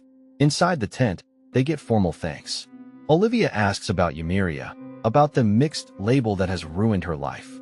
The chief explains the elven beauty standards. It's all magic, all light. Ymiria is a misfit because she has multiple colors, an impurity that the elves can't stand. She was an entertainer, a victim of a culture that values perfection over life. Leon listens, his heart hardening against the village. The conversation turns to the market. Elven slaves are a commodity, their lives traded for gold. Leon realizes why Kyle hates this place. He tries to end the talk, but Livia scolds him. She cares about their troubles, even if Leon just wants to go home. The priestess offers a fortune. Marie is first. She's told her partner is close, but her life will be hard. She'll lose everything if she breaks the bond. Marie is excited. She thinks she's found her prince. She doesn't realize the partner might be the brother she hates. Clarice is told her turning point is coming. A fated partner will be her light. Angie and Livia are told they are protected by a hero, by a demon lord. They look at Leon. They know who the hero is, even if he denies it with every breath. The priestess calls their fates intertwined, a burden that belongs to someone else. Leon is uncomfortable. He doesn't want to be a hero. He just wants to be a mob. The priestess is exhausted, her eyes rolling back as the elder prepares to speak the final truth. The elder warns Leon. He will lose something important, something harsh. She falls asleep before she can finish. Leon panics, trying to wake her. He wants to know the price he's going to pay. He's a man who has lived twice, and he's still terrified of the future. They leave on the airship, the prophecy hanging over them like a shroud. Marie and Clarice tease him about his fortune, but Leon is looking at Ymiria. He's the demon lord, and he's decided to use that name to save one last person. He's taking her with him. He intimidates the village into releasing her. He offers her a job, a salary, a home. He sees the low self-esteem in her eyes and wants to burn it away. Kyle confronts him, calling him a trash heap. Leon just laughs. He's a villain, after all. Livia scolds Kyle for his disrespect. The boy tearfully lashes out, blaming his mother for his slavery. Ymiria blames herself. It's a cycle of pain that Leon is determined to break. He sets the conditions, hires the mother, and gives the son a path back to her. Kyle entrusts her to Leon, a slave asking a demon lord to be kind. Leon agrees, his voice soft. He's building a family of misfits, a kingdom of the unwanted. The mob is finally becoming the man he was meant to be. In the hallway, Kyle warns Leon about Gertrude. She's scheming. Leon knows. He and Luxion prepare to dispose of a relic, a mechanical gauntlet that is still alive, still hungry for destruction. It's a weapon of the new humans, a ghost of a war that never ended. The relic attacks, but Luxion vaporizes it in a heartbeat. Gertrude appears, wanting to buy the junk. Leon mocks her, telling her he dropped it. He finds her rage charming, a sign of life in a princess of ice. He's playing with fire, and he's never felt more alive. He returns to the palace, a viscount in formal attire. Queen Mylene greets him, her beauty a distraction he can barely handle. They talk about Gertrude, about the debt of the Lefan house. Mylene suggests Leon take on the debt. He screams in refusal. He's a hero, but he's not a bank. He confesses his love for Mylene in an outburst of madness. She's flustered, her age gap a wall he's trying to tear down. He calls it a joke, a tease. But the look in his eyes says otherwise. He's a man who wants the queen, and he's not afraid to say it. Beastmen plot in the shadows. They've stolen a key, plan to frame up. The capital is gossiping about the ordinary hero. Leon overhears them, his face a mask of boredom. His brothers mock him, wanting money for their mother. Leon refuses. He owes them nothing. Clarice warns him at a tea party. His position is weak. The Redgrave house is losing influence. Frampton is targeting him, wanting his ship, his power. Leon jokes about a demotion, but the punchline is a group of armed guards bursting through the door. He's arrested as a traitor. Secret dealings with the principality. A frame-up so perfect it's beautiful. Angelica confronts Gertrude, accusing her of war. Gertrude mocks Leon's mercy, calling his power a waste. She wants a world of stone and blood. The land will sink, Gertrude declares. The academy is a sea of rumors. Leon is led through the grounds in chains, a student punching him in the face. He sees Jenna's elves, the ones who framed him. He smiles. The hero is a traitor, and the mob is back in the dirt where he belongs. Livia watches him go, her heart breaking. Leon waves his chains, a silent promise to return. In the treasury, Gertrude finds the ancient part. Marquis Frampton offers her land, a splendid deal of treason. They are carving up the kingdom while Leon is in a cell. The deal is done. Partner and Arrogans are seized. The principality gets the ancient armor's right arm, a divine relic. The Black Knight vows his life for the princess. The official is ecstatic. The kingdom is falling, and the only man who can save it is in chains. Gertrude visits Leon in prison. She wants him to kneel, to be her knight. She offers safety for his family. Leon refuses. He's not a pawn. Luxion mocks her, and she leaves him to his fate. Luxion identifies the perpetrator, Meowler. Leon is relieved, but the world is still burning. Luxion suggests sinking the continent to save him. Leon stops him. He's looking for the power of love, for the saint's strength to defeat the coming monster. He remembers his arrest, the secret meeting with Redgrave and Mylene. He was never a traitor. He was bait. Redgrave explains the political shift. Leon is the cause of the Civil War. He's a military on his own, a threat that must be neutralized.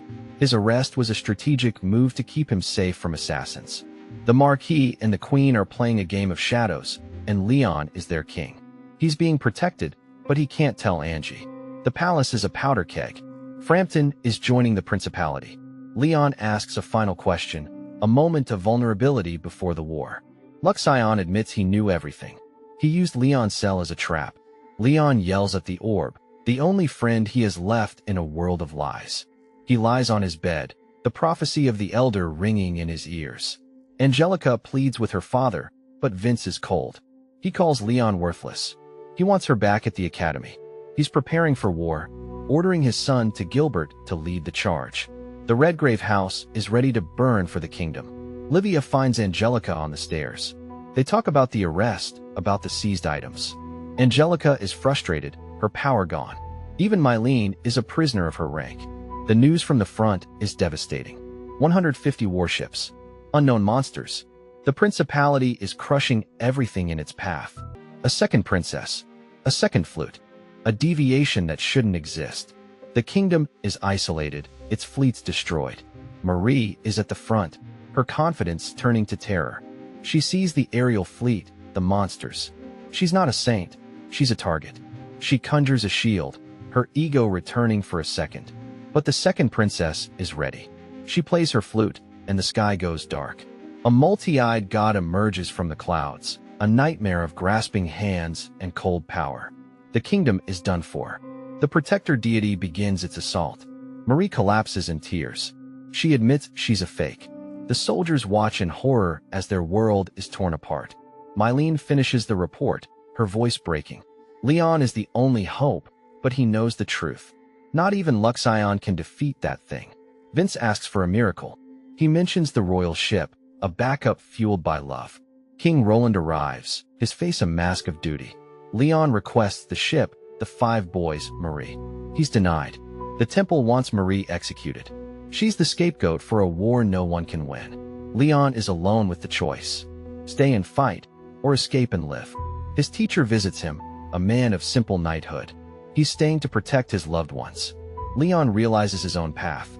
He's a noble, a knight, and he's going to take matters into his own hands. He asks Mylene to make him supreme commander. She thinks he's mad.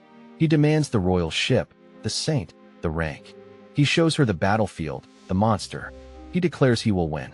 Mylene promises to explain the kingdom's burdens if he returns. She's betting the world on a mob. He tries to rally his friends. Daniel and Raymond are hiding, their families fleeing. They think it's over. Leon is disgusted. He reveals the trap, the airship contracts. He's tied their lives to his victory. He's a vile demon, a hellion, and he's their only chance to survive. The students are coerced into the war. They call him a demon, but they're following him. Leon celebrates the power of friendship with a mocking laugh. Livia and Angelica watch the small fleet, partner in 20 ships. It's a suicide mission. Angelica explains the political reality. The lords are gone. The kingdom is alone. She's going to her father to help Leon. Livia watches her go, wondering if she can find her own strength. The final battle is here, and the mob is at the helm, sailing into a storm that will change the world forever. The official is ecstatic, claiming the gift will make Hertrude's ascent to the throne absolute. He sees a future where the principality rules the skies, fueled by the ancient power Leon inadvertently handed over. The irony is a cold, sharp blade. Leon's attempt to play the role of a background character has given his greatest enemies the ultimate weapon. The official's laughter echoes in the halls of the principality. He believes they have already won, that the kingdom's strongest knight is rotting in a cell while his own treasures are turned against him. They are preparing for a final assault, a crusade to reclaim the world for the true heirs of the sky. The official is ecstatic, claiming the gift will make Hertrude's position unassailable. He envisions a new era where the principality's light drowns out the kingdom's fading embers. Every crate unpacked is another nail in the coffin of the world Leon tried so hard to keep stable. The gears of war are turning, and they are oiled with the blood of the innocent. The official's joy is a grotesque thing, a celebration of the coming slaughter.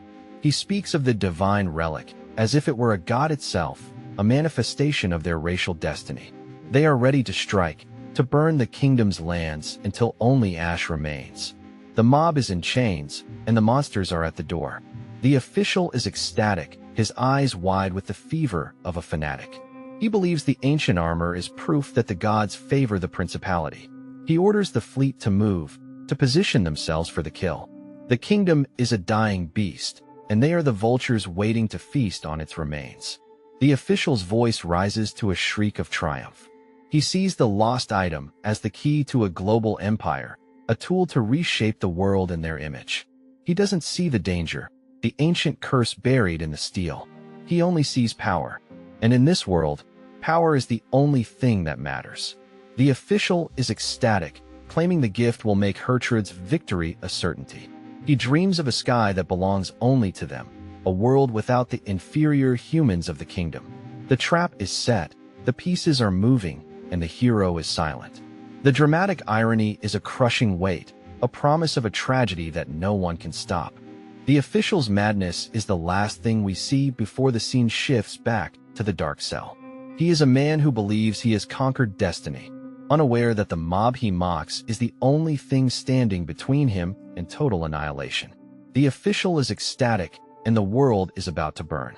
In a prison cell, Princess Gertrude tells Leon to obey her in exchange for a peaceful life, expressing her disgust for the kingdom's nobles who only use her for factional disputes. She sees him as a kindred spirit, a tool used by those who don't deserve his strength. She offers him a way out, a life of comfort if he only bows his head. Leon reflects on how Gertrude understands him better than his own countrymen, but when she demands he kneel to become her knight, he bluntly replies, "I refuse." He's a mob, but he's a mob with pride. He won't trade one master for another, especially not one who wants to burn his home to the ground. Gertrude offers to take in Leon's entire family, but Luxion appears and mocks her for trying to recruit Leon only after he's been weakened. Gertrude dismisses the orb as an uncouth familiar. The AI's logic is cold and flawless. She's not offering a choice. She's offering a surrender disguised as a favor. Gertrude bids Leon goodbye, labeling him an obstacle. Once she leaves, Luxion suggests that she doesn't truly hate him and would have guaranteed his safety if he had accepted. It's a moment of strange intimacy, a glimpse into a future that could have been if the world weren't so broken. Leon jokes that he might have accepted if she were serious, but Luxion calls his bluff. Luxion then identifies Meowler as the perpetrator who planted false evidence in Leon's room. The web of betrayal is finally coming into focus, and Leon is the spider waiting for the right moment to strike back. Leon expresses relief at his connection with Mylene, but is horrified when Luxion casually suggests sinking this continent or purging everyone to rescue him, shouting, "Hey, stop there." The AI's power is a terrifying thing, a constant reminder that Leon is the only thing keeping the world from total destruction. Lying on a hard bed, Leon contemplates the need for the saint's strength and love to defeat the final boss, while wishing for tea and reflecting on the events leading to his capture. He's a man caught between two lives, trying to find a reason to keep fighting in a world that doesn't want him. A flashback shows Leon being arrested and tied up. He meets with Marquis Redgrave and Mylene, who explain that Marquis Frampton is taking advantage of the fractured royal palace. The political game is a shark tank, and Leon is the bait that has already been swallowed. He's being protected, but at the cost of his freedom. Marquis Redgrave informs a shocked Leon that he is the cause of the current political shift, as Prince Julius's fall weakened the Redgrave faction and empowered Marquis Frampton. Leon's attempts to stay in the background have only made him the most important piece on the board. He's the monster everyone is afraid of. Redgrave explains that Leon is viewed as a massive threat because he alone carries the strength of a military, making him a target for those who fear his power more than the principality. The kingdom is eating itself alive, and Leon is the meal. His power is a curse that he can't give away. Redgrave reveals that Leon's arrest is a strategic move to make the Marquis faction feel safe, while keeping Leon safer from potential assassination attempts by disgruntled knights. It's a prison of gold, a safety that feels like a death sentence. Leon is a lion in a cage, waiting for the door to open. Mylene warns that many nobles want to seize Leon's lost item for power, and that the ominous atmosphere in the palace could lead to a rebellion if Princess Gertrude makes a move. The storm is coming, and Leon is the lightning rod. He's the only one who can see the lightning. Redgrave explains that Marquis Frampton intends to seize power by joining forces with the principality. He notes that Angie cannot be told Leon is actually being protected. The secret is a wedge between friends, a necessary lie that is already starting to fester. Leon's heart is heavy with the truth. Redgrave reassures Leon he will be released soon. Leon's reaction leads to a misunderstanding and an error from Mylene, before Leon prepares to ask a final question. He's a man who has lost everything but his sense of humor, and even that is starting to fail him. Back in the present, Luxion admits he knew about the people investigating Leon and used Leon's imprisonment as bait, prompting Leon to yell, "You should have told me then." The AI's loyalty is to the logic of victory, not to the feelings of its master. Leon is a pawn in his own AI's game. Luxion analyzes the Halfort Kingdom's strange system of government that seems to invite rebellion, leading the two to speculate about a secret trump card the kingdom might be hiding. They are two ghosts in a dying empire, looking for a way to save a world that doesn't want to be saved. Leon lies on his bed, discussing the political rivalry between the Redgrave and Frampton households with Luxion, who notes that the outcome depends on your feelings, Master. The mob is the only one who can decide the fate of the world. He's the main character now, and there's no turning back. At the royal palace, Angelica tearfully pleads with her father, Vince Redgrave, to release Leon, but Vince coldly dismisses him as worthless without his lost airship and armor. The Duke is playing his part too well, his words a jagged blade that cuts his own daughter to the core. Vince continues to belittle Leon's worth, ordering a distraught Angelica to return to the academy and claiming he has already repaid Leon for his past services. He's a man of duty, a man who will sacrifice his own family for the kingdom. Angelica is left alone, her world falling apart. After Angelica leaves, Vince and Gilbert discuss her emotional state and the necessity of keeping her in the dark about the harsh political truth of the kingdom. They are the architects of a tragedy, building a future on a foundation of lies. They believe they are doing the right thing. They are wrong. Vince and Gilbert analyze the growing threat of civil war, noting that enemies are pressuring the king to execute Leon and seize control of his ship, partner. The kingdom is a powder keg, and the principality is the match. They are preparing for a war that will leave nothing but ash. Vince orders Gilbert to return to their territory and prepare for war, admitting that while the broken engagement was a blow, it allowed them to win over Leon. They see Leon as a weapon, a prize to be won. They don't see the man who just wants a cup of tea. At the academy, amidst the presence of military airships and armors, Livia frantically searches for and finds Angelica on a grand staircase. The world is changing, and the students are the first to feel the cold wind of the coming war. They are the only ones who still believe in the hero. Livia tells Angelica that Leon San has been arrested and thrown into the dungeon. They discuss how his powerful items, partner and arrogance, have also been seized. The news is a physical blow, a confirmation of their worst fears. The hero is gone, and the monsters are coming. Angelica expresses frustration at her lack of power and explains that even Queen Mylene is a prisoner of the system. She feels like a failure, a noble who can't protect her own knight. The irony is complete. The girl who was supposed to be saved is now the only one who can save him. She decides to fight back, to become the queen the world needs. The scene fades on Angelica's resolve. The mob is in a cell, the fake saint is on a throne, and the monsters are in the sky. The final act is starting, and the only question is, who will be left standing when the smoke clears? The world is about to change, and Leon is the only one who knows why. The official is ecstatic, claiming the gift will make Hertrad's ascent to the throne absolute. He sees a future where the principality rules the skies, fueled by the ancient power Leon inadvertently handed over. The irony is a cold, sharp blade. Leon's attempt to play the role of a background character has given his greatest enemies the ultimate weapon. The official's laughter echoes in the halls of the principality. He believes they have already won, that the kingdom's strongest knight is rotting in a cell while his own treasures are turned against him. They are preparing for a final assault, a crusade to reclaim the world for the true heirs of the sky. The official is ecstatic, claiming the gift will make Hertrad's position unassailable. He envisions a new era where the principality's light drowns out the kingdom's fading embers. Every crate unpacked is another nail in the coffin of the world Leon tried so hard to keep stable. The gears of war are turning, and they are oiled with the blood of the innocent. The official's joy is a grotesque thing, a celebration of the coming slaughter. He speaks of the divine relic as if it were a god itself, a manifestation of their racial destiny. They are ready to strike, to burn the kingdom's lands until only ash remains. The mob is in chains, and the monsters are at the door. The official is ecstatic, his eyes wide with the fever of a fanatic. He believes the ancient armor is proof that the gods favor the principality. He orders the fleet to move, to position themselves for the kill. The kingdom is a dying beast, and they are the vultures waiting to feast on its remains. The official's voice rises to a shriek of triumph. He sees the lost item as the key to a global empire, a tool to reshape the world in their image. He doesn't see the danger, the ancient curse buried in the steel. He only sees power.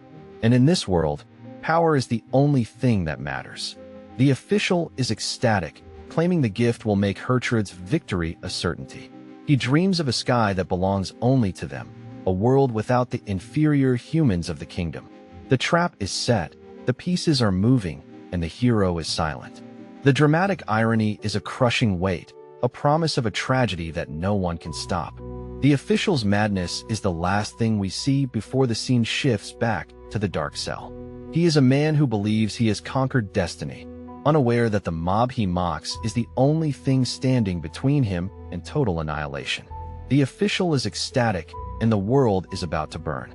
In a prison cell, Princess Hertrud tells Leon to obey her in exchange for a peaceful life, expressing her disgust for the kingdom's nobles who only use her for factional disputes. She sees him as a kindred spirit, a tool used by those who don't deserve his strength.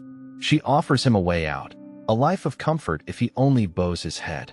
Leon reflects on how Hertrud understands him better than his own countrymen, but when she demands he kneel to become her knight, he bluntly replies, "I refuse." He's a mob, but he's a mob with pride. He won't trade one master for another, especially not one who wants to burn his home to the ground.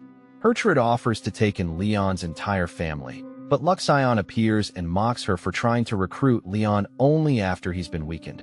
Hertrud dismisses the orb as an uncouth familiar. The AI's logic is cold and flawless. She's not offering a choice. She's offering a surrender disguised as a favor. Hertrud bids Leon goodbye, labeling him an obstacle. Once she leaves, Luxion suggests that she doesn't truly hate him and would have guaranteed his safety if he had accepted. It's a moment of strange intimacy, a glimpse into a future that could have been if the world weren't so broken. Leon jokes that he might have accepted if she were serious, but Luxion calls his bluff. Luxion then identifies Meowler as the perpetrator who planted false evidence in Leon's room. The web of betrayal is finally coming into focus, and Leon is the spider waiting for the right moment to strike back. Leon expresses relief at his connection with Mylene, but is horrified when Luxion casually suggests sinking this continent or purging everyone to rescue him, shouting, "Hey, stop there." The AI's power is a terrifying thing, a constant reminder that Leon is the only thing keeping the world from total destruction. Lying on a hard bed, Leon contemplates the need for the saint's strength and love to defeat the final boss, while wishing for tea and reflecting on the events leading to his capture. He's a man caught between two lives, trying to find a reason to keep fighting in a world that doesn't want him. A flashback shows Leon being arrested and tied up. He meets with Marquis Redgrave and Mylene, who explain that Marquis Frampton is taking advantage of the fractured royal palace. The political game is a shark tank, and Leon is the bait that has already been swallowed.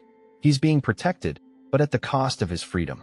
Marquis Redgrave informs a shocked Leon that he is the cause of the current political shift, as Prince Julius's fall weakened the Redgrave faction and empowered Marquis Frampton.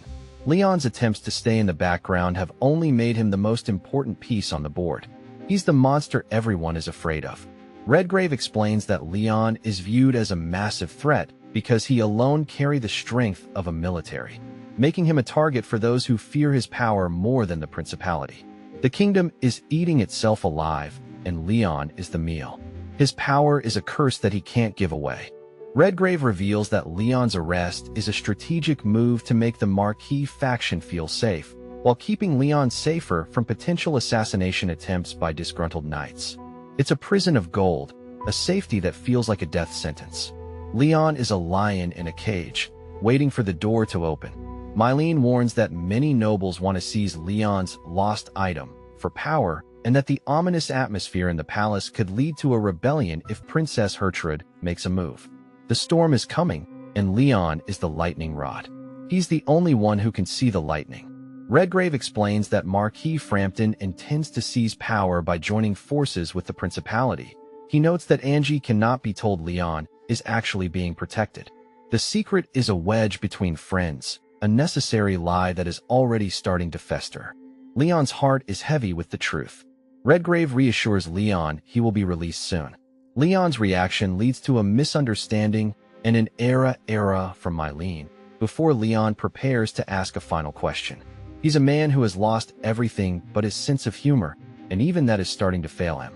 Back in the present, Luxion admits he knew about the people investigating Leon and used Leon's imprisonment as bait, prompting Leon to yell, "You should have told me then." The AI's loyalty is to the logic of victory, not to the feelings of its master.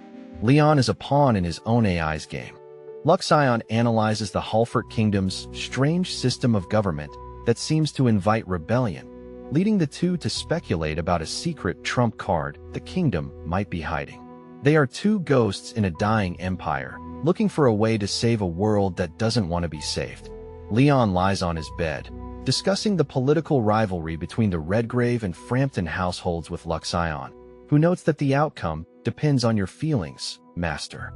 The mob is the only one who can decide the fate of the world. He's the main character now, and there's no turning back. At the royal palace, Angelica tearfully pleads with her father, Vince Redgrave, to release Leon, but Vince coldly dismisses him as worthless without his lost airship and armor. The Duke is playing his part too well, his words a jagged blade that cuts his own daughter to the core. Vince continues to belittle Leon's worth, ordering a distraught Angelica to return to the academy and claiming he has already repaid Leon for his past services. He's a man of duty, a man who will sacrifice his own family for the kingdom. Angelica is left alone, her world falling apart.